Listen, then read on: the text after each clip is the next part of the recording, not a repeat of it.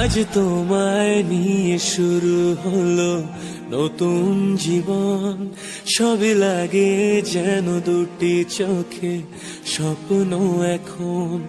আজ তোমায় নিয়ে শুরু হলো নতুন জীবন, সবই লাগে যেন দুটি চোখে স্বপ্ন এখন। তোমার ওই হাসিতে ঘড়িতে বাজে এখন সকাল 8টা। দেখো এখন থেকে ব্লগটা আজকে শুরু করলাম। আমি ঘুম থেকে 1 ঘন্টা আগে উঠেছি, তো তারপর ব্লগ শুরু করিনি। এখন দেখো আকাশ ঘুম থেকে উঠে এসে জাস্ট চা খেয়ে এখন বসে পড়েছে ভাইয়ের সাথে এই মিষ্টিগুলো প্যাক করার জন্য। তো ভাইও করছিল, আকাশও করছিল।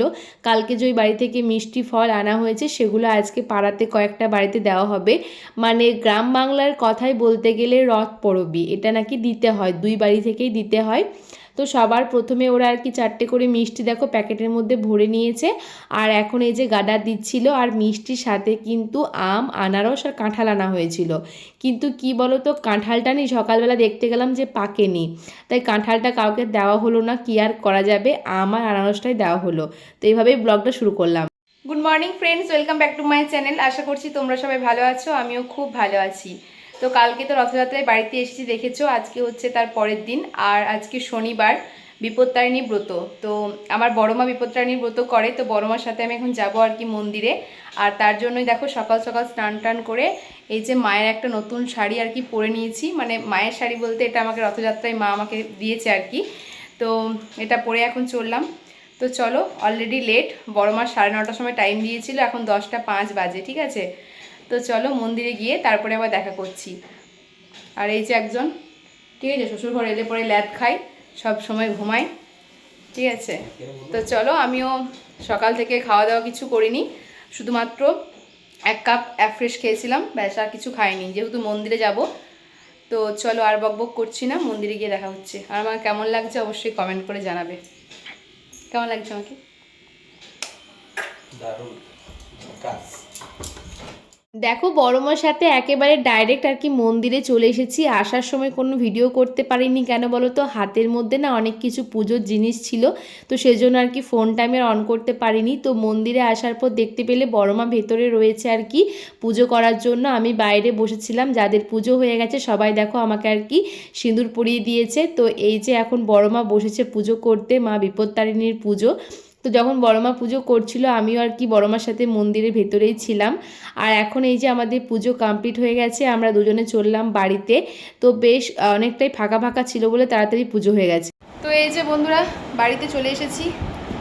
এখন ঘড়িতে বাজে 11টা 20। তো চলো নিচে গিয়ে আর কি কিছু খাওয়া দাওয়া করি, চেঞ্জ করি। আর এই যে মানুষটা যথারীতি সেবা দেবা দিয়েছে শাশুড়ির কাছে, দিয়ে আবার শয়নে চলে এসেছে আর কি। ছুটি চলছে নাকি ওর? তাও তো ঠিক আছে, তোমার শ্বশুর বাড়ি এলে ছুটি আছে, আমার তো তাও নাই। তো চলো নিচে যাই, চেঞ্জ করি, প্রচণ্ড গরম লাগছে শাড়ি পরে।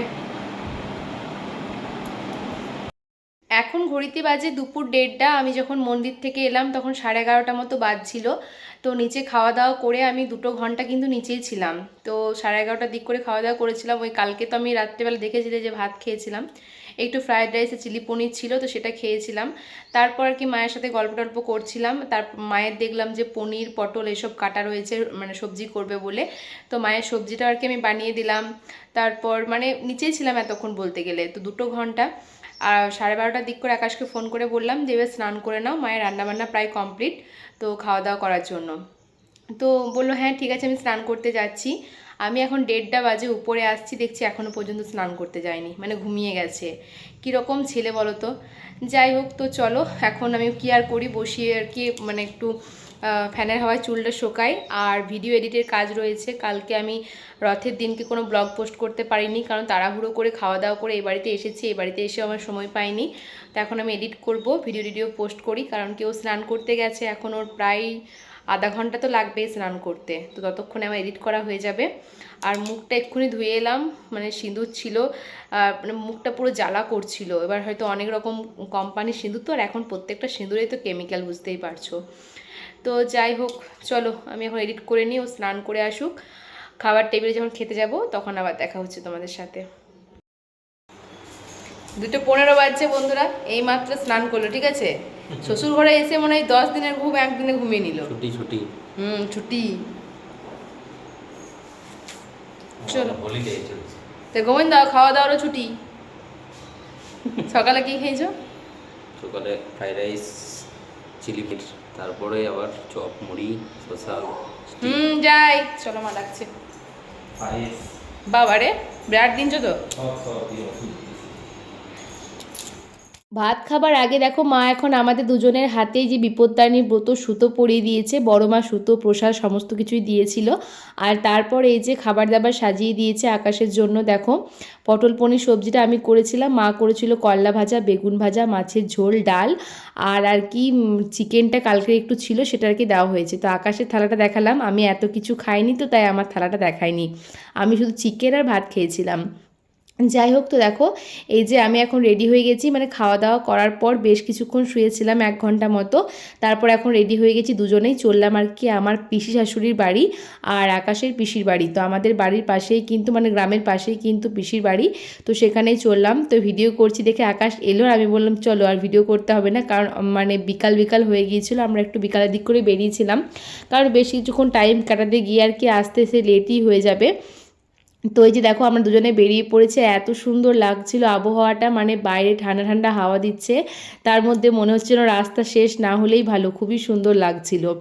আর এই প্রথমবার কিন্তু আমার স্কুটিতে আমি এভাবে আর কি শাড়ি পরে চাপলাম, মানে আমাদের তো গাড়ি আনা হয়নি, এবারে আকাশের গাড়ি 4 চাকা করে এসেছি, তো সে কারণে আমার স্কুটিটা নিয়ে আর কি যাচ্ছিলাম। তো দেখো এই যে ভিডিও করছিলাম, রাস্তাটা এত সুন্দর লাগছিল, কে বলবে যে আমাদের গ্রামের পাশে, বেশ সুন্দর আর কি। বর্ষাকালে চারিদিক কিন্তু সবুজ গাছপালা একদম ঘেরা থাকে, বেশ সুন্দর দেখতেও লাগে। তো এই যে দেখো গল্প করতে করতে এখন পিসিদের গ্রামে পৌঁছে গেছি। আর এই যে অনেকক্ষণ বসার পর এই যে এখন পুচকেটা আমাদের সামনে এসেছে, কিছুক্ষণ আর কি লুকিয়ে লুকিয়ে আমাদেরকে দেখছিল, বুঝলে তো। তো তারপর এখন আর কি আমাদের কাছে এসেছে, আর ও এত পাকা পাকা কথা বলছে, মানে এইটুকু বাচ্চা এত সুন্দর কথা, মানে ওর কথা শুনে শুনে আমরা হেসে পাগল হয়ে যাচ্ছি সব সময়। তো এই যে দেখো ওকে আর কি একবার করে ডাকছিলাম, আর ও প্রচুর কিন্তু গল্প করছিল আমাদের সাথে, এটা ওটাও বাড়িতে কি বলে, মানে অনেক রকমের গল্প টল্প করছিল। আবার সাজিয়ে দেবো সেই নিত বরটা, তোমরা চিনতে পারছো বাপুর বিয়ের নিত বরটা। আবার সাজিয়ে দেবো চন্দনে ফোঁটা দিয়ে, আবার কার বিয়েতে নিত বর হবে?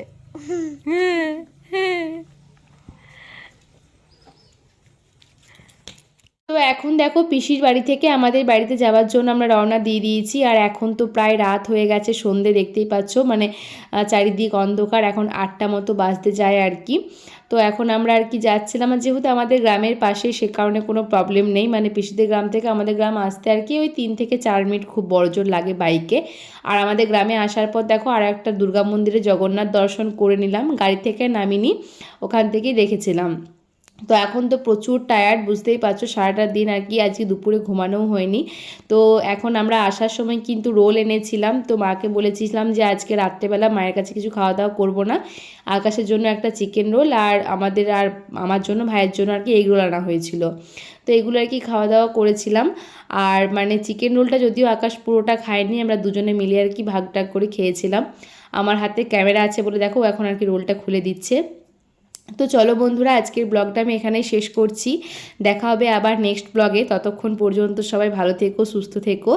আর আজকের ব্লগটা কেমন লাগলো অবশ্যই কিন্তু কমেন্ট করে জানাবে, ভালো লাগলে লাইক কমেন্ট করে দিও, আর আমার চ্যানেল নতুন হয়ে থাকলে চ্যানেলটাকে সাবস্ক্রাইব করে দেবে।